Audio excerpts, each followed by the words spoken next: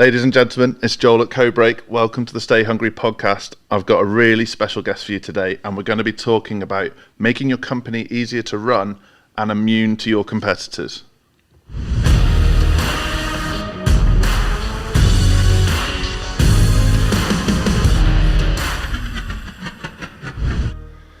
Simon, welcome to the podcast. I love this music. Hello, everybody. So, what brings you to the Stay Hungry podcast? I'm here to share with your community of entrepreneurs how to have less stress when running a business, because it's so stressful. But there are a couple of things that we can do to stay sane. Nice, like that. So, for the benefit of our listeners, you're well known for your TEDx talk. Talk to us about who you are. I am doing since 18 years just one thing. And this is coaching business owners on their go-to-market. And now when you do go-to-market, you have a ton of problems popping up. And the problems are mainly in operations and in marketing. So how do you integrate sales, marketing, and operations? And this has become my passion, integrating sales, marketing, and operations. And this is what we do. We coach them in all countries on this planet. Meanwhile, I started this alone, and then we were 5 people, and now it's a global thing. Mm-hmm. And this is what we do. We help business owners navigate these crazy times and having fun growing their business, because it's not that easy to keep the fun going on. At some point, the monster is running you instead of you running the monster. Yeah. And so, we help them get back in control, create more wealth, more freedom every month, and enjoy the ride. So the name of your company is Strategy Sprints. Talk to me about that. Strategy Sprints. So what we like to work on people on their strategy, meaning, are we doing the right things? Mm-hmm. And then when you have that, you need to work on execution. Are we doing them the right way? And for us, the right way is in small chunks of intense labor and then party. And that's a sprint, basically. Sure. For a specific time box, the whole team just solves one bottleneck, and then it's the weekend. That's our sprint method, the strategy sprints method. Sure. So how long is a sprint? 7 days. We work in cycles of 90 days. Yep. For the 90 days, we do a diagnosis of the situation, 11 levels of all the elements that you need for an invincible company. And then we find the main bottleneck, and we define 3 goals. These 3 goals will be measured with 3 numbers every 7 days. And the sprint length, the execution of this roadmap that we call the game plan, yep, is in chunks of 7 days. So for 7 days, the whole team, the CEO plus people from operations, marketing, and sales, that's the sprint team, they will solve one bottleneck after the other. And the bottlenecks are always around the value chain. Let's say the value chain is awareness, interest, engagement, 80% ready to buy, customer, upsell, cross-sell. If this is your pipeline, every week we'll improve one conversion rate from B to C or from D to E. And that is one sprint with one focus. Then we measure. Whatever is working, we do more of that. What's not working, we do less of that. It's like strategy consulting meets growth hacking. That's why it's fun. Nice. So I guess many of our listeners, the bigger their businesses get, the bigger their problems get. So how do you deal with that? How do you deal with business owners that think when their business grows, all their problems will be solved? My problems were bigger in the first 3 years, actually, because the first 3 years are the hustle, the grow stage. The grow. So growing is really hard. You have to find one thing that people really need. Then you have to stick your flag into the earth and say, this is what I stand for. I will improve this now every week. And then you get into the next phase. Mm-hmm. For us, this is around 35K MRR or 35K monthly revenue. this is basically when you move from growth to scaling, Yep. because you can easily do 35K just by working more, but you cannot do 36. You cannot do the same thing from there on. You have to change gears. And usually it's we are the bottleneck, the founder. Yep. We love this, we built this, and now we are in the way. And so usually we start mapping down the processes. We call it the sprint map. We write down all the SOP manual, Yep. basically, all the magic in one place, and then we pull out the founders out of the weeds. They get growth tasks. Sometimes we have to teach them what are growth tasks: joint ventures, branding, writing the book, becoming the authority, being on many stages, all these kind of things that have a high leverage point, but are long term. And so we help them get into the higher leverage tasks. This is also when we refine how they do cash flow management and treasury and investments, and also start considering buying other small businesses that you can integrate into your value chain to scale even faster. And that for me was the fun part. So the hard part was all these research and development and building the product and talking to 100 people per week. And then you have 5 who start with you. And of these 5 trials, only 3 become a customers. Wow, that was hard. But then scaling was actually easy, because in scaling is, okay, now it's not about me anymore. Now it's completely about who we are here to serve and who resonates with this, and understanding what the community aspect is, and then serving the community. This is much more fun, because now everybody is improving the business, and I am basically like Leonard Bernstein looking at everybody and saying, yes, yes, yes, yes, well done, well done, well done, well done. Sure. So it's much more predictable when you get to that stage.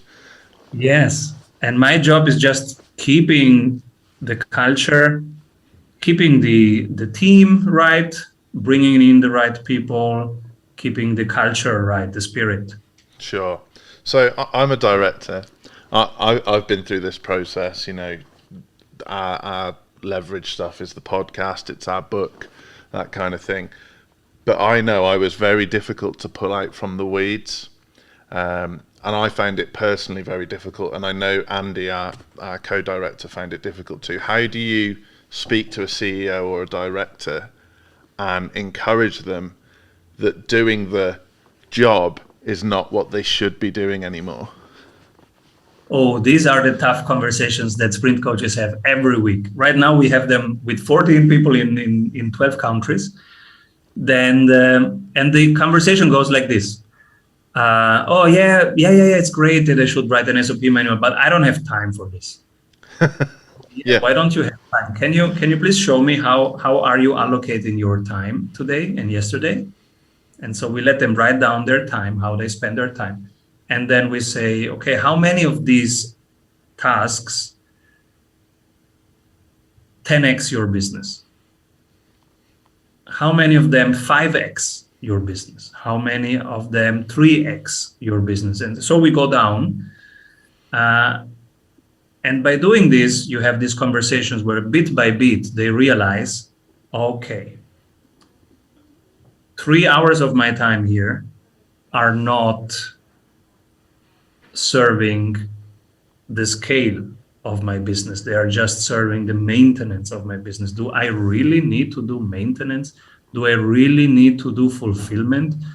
So we help them, because we categorize by colors 4 tiers of tasks, and then they have to color their task, and then they see, oh my God, I have a lot of red tasks. Red is fulfillment. And then they go, okay, how can I get out of this? And then we start the conversation on how to delegate, how to hire, how to systemize. Sure. So at that stage, you know, the kind of 30K to 35K stage where you should start to scale, how do you encourage a business owner to reinvest in the business to do that? Because they're going to take a hit at that point. That's going to be the time where they feel squeezed for the first time in a while. Exactly. Yes, you have to show them that there is a plan behind it. So you need to help them build reserves and build up to that point. Yep. And so what is helpful is when you have a coach that just walks you through the numbers. Look, we can expect so many months of a downturn. We can expect this to be the marketing budget that you need, this the operations budget, this the sales budget that you need. And then also to find what is really more important is to hire first an operations guy, to hire first some salespeople, to hire some marketing people. Let's solve one bottleneck after the other.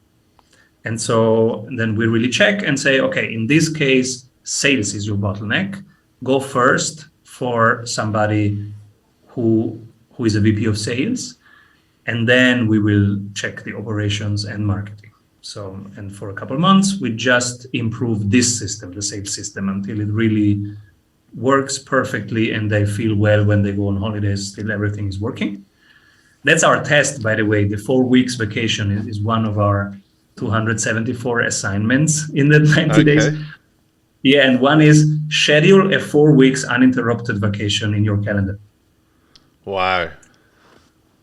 The Europeans, they go along with it.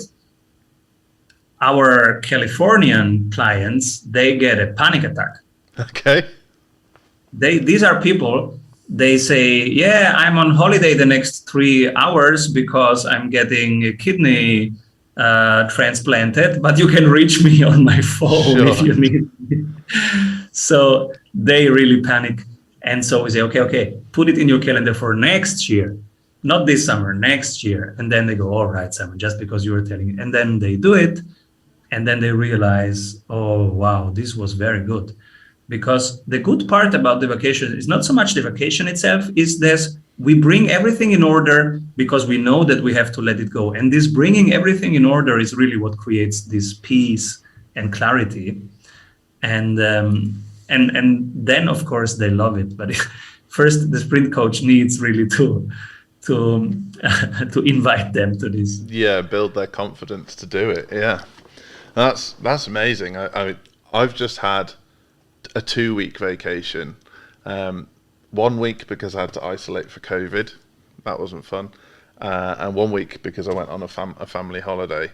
And it's the first time in 10 years of business where I didn't have my phone. I had no contact with the office. And it really does give you confidence that you're getting things right, that the business is in a good place. And that is important. Cool. Because if you don't have that, you have stress all the time. You have negative hormones going through your body all the time, and you are frantic. And when you are frantic, with the frantic energy, people run away from you. So if you are the sales team and you are frantic, people run away from the deals. If you are the marketing team and you are frantic, people unsubscribe. If you are the CEO and you are frantic, people don't want to do joint ventures with you. Yeah, that makes sense. So how do you make your company immune to the competition? Yeah, that's a cool tool that we use. We use the equalizer once a month, half an hour. It's a spreadsheet, a quite simple spreadsheet, but it calculates stuff for us. And it's about finding our niche and then also maintaining the niche. Because at the beginning of your business, the right positioning means really niche down. But then when you have found your niche, now every month you need to maintain incomparability, maintain uniqueness. And as you know, it's easy just to do what everybody does. So yeah, we are on Clubhouse because everybody's on Clubhouse. We are on Instagram because everybody's on Instagram. We do webinars because that's how you do it. And without noticing, you are vanilla like everybody else. Yeah. So that's why once a month, we put our heads together, half an hour, we go through the equalizer, and I'm happy to share the equalizer with your audience, because in half an hour, it asks you, okay, what are the top 3 competitors doing? What are you doing? Where are you winning? Where are you not winning? And then it calculates 3 buckets of your budget for your next months. It says, this is where you cut costs because you are not winning and you are not going to win. So do not even compete. Let them have it. They are the best. You are not. So cut 20% of your expenses, cut 30% of your expenses from that bucket. And you see exactly the bucket, the features. And then in the middle, it says, well, do less. You are not winning, do less. And then on the right side, it says double down. This is where you are right now winning. So you don't have to innovate anything, just put more attention into it. And attention is money and people. Sure. So put more money into it, reinvest from the left side where you're not winning, reinvest that 20% this month, basically in this budget month, so next month, reinvest it into this feature. And there is something really important happening when you have this team meeting and you go through these topics, because sometimes things pop up that you didn't think about. For example, I was very positively surprised when somebody from my team said, wait a moment, our main differentiator is not even this one here, it was speed. And then it's not even speed. And somebody else says, yeah, but we have 40 people who said plug and play, that's what you stand for. And then somebody else said, yeah, but one thing is really what we stand out for, and that's CEO to CEO coaching. You never have that. You never get the business owner coaching the business owner. You get junior consultants usually when you call the big consultancies. And we went like, oh, that's true. Let's play it with this feature. And then it was a completely different map, and it helped stay incomparable and sometimes even find a new uniqueness. So these are relevant conversations to have. Yeah, that's amazing. So something, we're a marketing company by trade. Something we often have a challenge with our customers with is telling them to niche down. It's a really scary proposition for a business that's at the 30K, 35K a month mark to say your audience is too big, you're too broad. How do you have that conversation? I love that conversation. I have that every week. So first I send them the equalizer. So people listening right now, go grab it if you want to try it. It's half an hour well invested. strategysprints.com/equalizer. Awesome. And just download it and do it.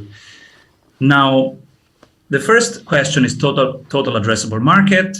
And they think, because they did some market research and it says, I don't know, the ESG market has 8 billion market potential. Now, the first thing that you have to know, yes, that is market potential if you are Elon Musk, but you are probably not. So your market potential is what you can access in 1 week. If you send out 1 email to everybody you know, that's your total addressable market. And don't think in fantasy markets, think in your real market. And your real market is your email list plus all your affiliate partners, plus all your friends and family. That's your real market. So if we follow that, now they say, well, but if I niche down too much, in this month, I will have less revenue. Probably yes, in this month, but you will probably also triple in the next month, because as soon as you niche down, you do stuff so much better. And when you do stuff better, your team is happier, you improve things all the time, and guess what they do after the call with you? They go and play tennis. That's with another human being. They will ask, why are you so happy? Wow, my new marketing, woo! Oh, who did that? Tony, you have to call Tony. So, and that is your referral system right there, because the best thing to have is impact. And when you have real impact, they will tell, and then you can create case stories, and the case stories you reuse in your emails, and that becomes a positive loop. Of the case story, you do a video, the video goes to YouTube, it goes again in your email sequence. And now 10 times per week, you create positive stories.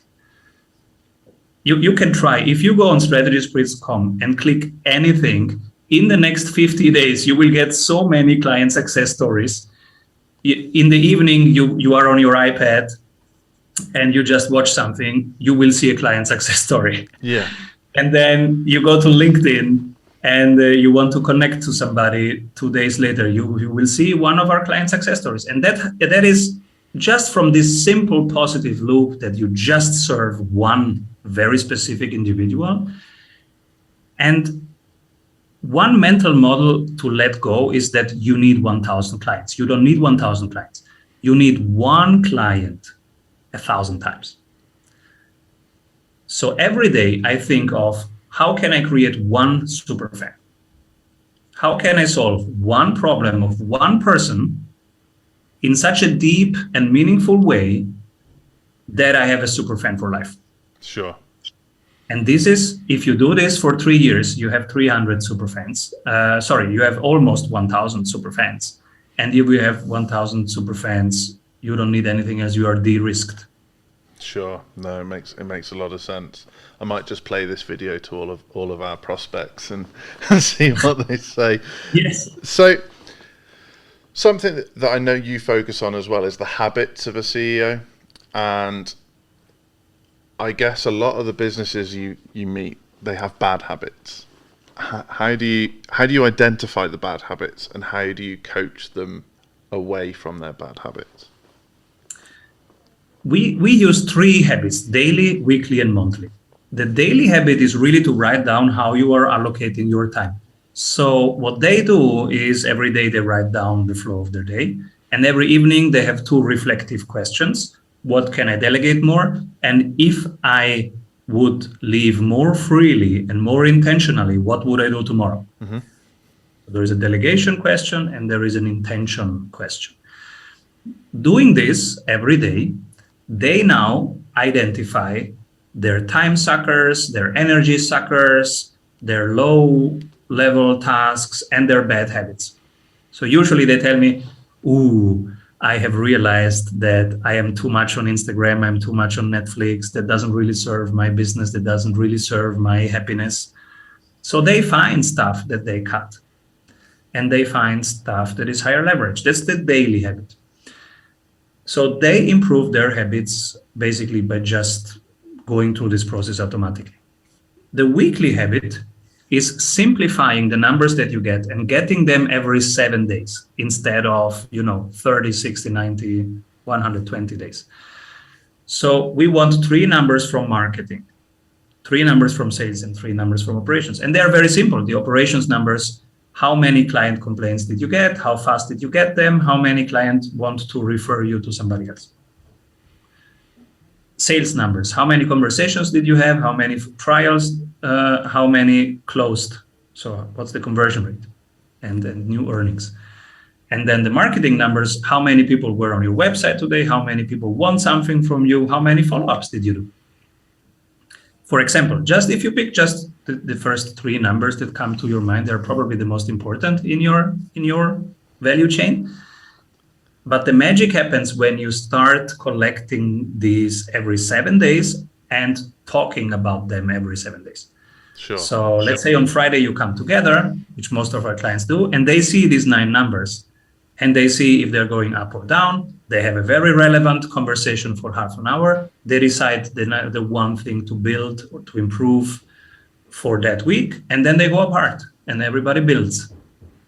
And that's a very cool flow. Now you have it. This doesn't feel like work now. This feels like these are friends who are playing basketball because they have 3 numbers. So it's very clear what the goal is. It's very clear who's doing what. And that's positive. And it's like Angry Birds. You shoot the bird 500 points. You shoot the next bird 800 points. What do you want next? 1,000 points? Exactly. This is human nature. It works. I ask this question in every country, and everybody says, "Yeah, I want the next bigger number." That's how we are wired. If you look at children, we are playful, and we want to feel our impact, and we want feedback on our actions, and we prefer positive feedback. We want to see things that are green. We don't like red numbers. Sure. So that dashboard becomes red when it goes up. It becomes red when they go down, the numbers. It becomes green when they go up. And everybody wants more green than red. Simple dashboard, simple gamification. That's the weekly habit. Sure. And the monthly habit is the equalizer. Once a month, check if you are swimming in the right direction at the right pace. Are we unique enough, or did we become vanilla again? Do we need to become more incomparable, to swim free from competition. Let's do half an hour equalizer. Amazing. So why would a business become vanilla again? I see this a lot where businesses grow, they push to a certain stage, and then they plateau. Why does that happen? Because we are wired that way. Our core function, and there is a book here actually recommended to me by Peter Thiel, which is his favorite book, René Girard, and Things Hidden Since the Foundation of the World. This is a big historic exploration of biomimicry. Biomimicry means we emulate what others do. Yep. So if you look at children, children do what the parents do. My children, I have two boys, they in the kitchen, they have their own kitchen and they cook in their kitchen while I cook in my kitchen because they love that. Whatever Papa does, we want to do. That's how we are wired. We learn that way. We commune, we connect that way. We want to be part of something, not to fall out of tribes all the time. Sure. And so that's biomimicry. So we do what everybody does. We see webinars. Oh, I have to do webinars. We see this kind of launch. We do this kind of launch. We see Clubhouse. Everybody's in Clubhouse. And so that's what we do, right? If right now, if you are a Bitcoin guy, then you hang out with the Bitcoiners and you post diamond hands. If you are the gold camp, you do the same thing there. That's biomimicry, right? Sure. And that's how we are wired. So unintentionally, if you don't stop and reflect to do a quick contrarian move to yourself, you automatically just do what everybody does. Why are you using HubSpot? Because everybody does. Why did you buy Bitcoin? It's the thing. And what are the fundamentals behind it? Are you sure? What is the difference between proof of work and proof of stake? Did you understand what you are doing? And then you see that sometimes we don't work at the fundamental level. We are just doing what everybody does. You see it with investments. Most investors invest when things go up, which is the wrong point, of course, to invest. But that's how strong we are wired. Oh, everybody's buying Tesla. Let me buy Tesla. Sure. Then you are probably too late. Yeah. So I guess last year, the people that did well out of investments bought in March and April last year. They didn't buy in November, December. So Exactly. yeah, I hear you. So I guess what's the most fun part of showing a business this for you? What makes you do this? Why I do the business that I do? Yeah. Oh, I am motivated by connecting people, by helping people. Since a child, I want to make friends. I want to bring people together. I want to have a good time. So I want to be surrounded by cool people and by a nice atmosphere that is more like a party and more like a sports festival and the sports competition with the party that comes after it. That's what I like. And Nice. This is what I want my life to be. And this is what I want that everybody can have access to right now. And since it's technologically easy to do that, let us do that. Let us do more of what is fun and more of what works. And I know how to do it because I had to build it for myself. And I have to solve problems every week as an entrepreneur. That's what you do. So I love solving problems, and that's what I do every day. And it gives me meaning. It makes me feel alive. And it gives me especially a connectedness. And the opposite of being alone is what I have with my business, because there is the ecosystem that we are with my colleagues. There's the ecosystem of our clients. We help our clients connect to each other in communities, in masterminds. And that really gives me fulfillment and happiness in the first place. The second, also wealth and a legacy that I can pass on, which I also like a lot. And that's the combination. That's amazing. That's amazing. That's really inspiring. So I'm really intrigued, kind of things you've mentioned. Legacy is a huge one. I know that CEOs and directors don't always think about legacy. So something you've just mentioned is solving problems is what you enjoy doing. It took me a while as a director to understand that the best part of my job is solving problems. I thought it was the worst part of my job. How how do you approach that when you bring a new client on board? Yes, how fun is it, right? That we want things to go smooth, and then the problems come in, and we hate the problems. But as an entrepreneur, you have more problems than anything else. Sure.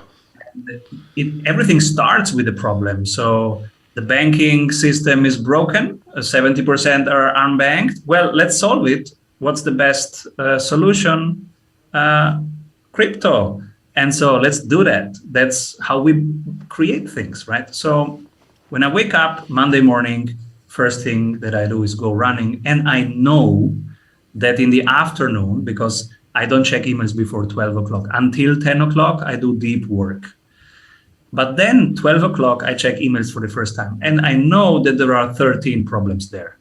Sure. I know, in different countries. And so we'll have to solve them in the afternoon. And sometimes it's not fun, but it's just what we do. We are here to serve. That's the mission. And sometimes you can make it fun by gamifying. Mm-hmm. So how many problems did we solve this week? Oh, look, it's going green again. Woo! So for example, right now, I have a ton of investment in Bitcoins. I don't feel really well with the price development. So I check the hash rate every day. What's the hash rate? What's the community doing, etc. So you can keep by keeping with the problem, the problems get lighter. Yeah. So I have found out is let's just make every hour more fun. Whatever the hours are that you work, if it's 6 or 8 or 12, whatever it is, make every single hour more fun. And so gamification, like my buttons, and like having the numbers and having and cheering on when somebody has sold something in my team. We have a sound for that. And when somebody has really solved the big problem, we have a sound for that. And we cheer each other and we support each other and we challenge each other so that solving the problem is really the core of what we do. And we love the journey, not just the destination, not just when you sell at 200 million, but every single week that this person had a problem and you helped them solve them and they went home and they were more relaxed and they were a better father, a better mother, better part of their community. That's the cool thing that happens every day, a couple of times. That's amazing. So you said something else. Enjoy the journey. That's a huge statement, and I'm still learning to enjoy the journey. I guess as children, you're taught to focus so much on the destination, and you forget to enjoy the journey. And actually, when if you reach a goal, often it was the journey that was the best bit. The actual getting there is a bit of a letdown. It's never quite as good as the journey itself. How do you explain that to a CEO, that the day that they sell their business or the day that they go public, actually it was the journey that was the good bit? I start every day by running 10 kilometers. Whatever happens, that's what I do before breakfast. And the reason why I do it is that every CEO has inner work to do. Yep. And by inner work, I mean you need to be in your own loneliness and learn to be in it. You need to embrace your fears and your concerns and let them be instead of pushing them away.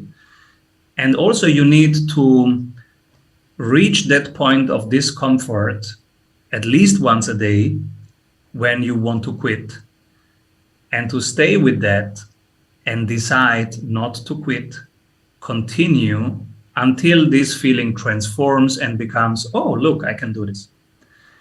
And so this is what I do in that 10 kilometers. It's always the same time, always the same length, but it's a different speed. And so around kilometer 7, I want to give up. I didn't eat since now 16 hours. I am tired. I don't want to do this. Why don't I just quit and go to a bakery and buy something? But I will stay with that. And 10 minutes later, it transforms. I don't even know if you can call it pain. It's not even pain, right? It's this discomfort. And then after 10 minutes, it will transform in something else. And it is calmness and being proud. And then I come here, I play with my boys, I make breakfast for them, and then I go and serve the world on my computer. But I had this small cycle of wanting to give up, not giving up, and rising out of it again. This was a small, very important transformational hour. And now that I'm back here, I am in the right mindset, because these 13 problems will come. I know I can endure. I know we will solve them. So no problem, okay? Yes, I see this is not going well. Let's do the bottleneck analysis. Let's define the actions, and let's get this done right now. Awesome. I've been really, really looking forward to this podcast, and you haven't disappointed. What can a director or CEO do to reach out to you? We hang out at strategysprints.com. And we are social animals. We are everywhere. If you write Strategy Sprints or Simon Severino, you find us everywhere. If you like podcasts, we run a podcast every day. It's called the Strategy Sprints Podcast. It's on YouTube and everywhere. If you like Facebook groups, we have a private Facebook group. But if you say that you come from the Codebreakers, then I will let you in. The Facebook group is called Entrepreneurship in Sprints. And that's it. This is where we hang out. If you want the equalizer, go and grab it, strategysprints.com/equalizer. Amazing. Awesome. I've got one final question. It's a strange question. I ask everybody on the podcast. What's your favorite movie and why? My favorite movie is Ford versus Ferrari. Cool. Because my business coach at that time, a couple of years ago when it came out, he called me and said, my wife and I, we just watched this. Simon, this is the movie of your life. And I go, why? He said, this is the Sprinter movie. And I watched it and I immediately got it, what he meant. I love this movie. It's about staying crazy, staying foolish, and not let yourself become a committee, become anything vanilla. Stay crazy, because that's your superpower. Amazing, amazing. We say stay hungry, but it's the same thing. It's the same thing. Yeah, exactly. Simon, I've enjoyed this so much. Thank you so much for coming on the Stay Hungry podcast. And remember, people, check out Simon's company, and hopefully I'll speak to you again soon. Thank you. Bye-bye.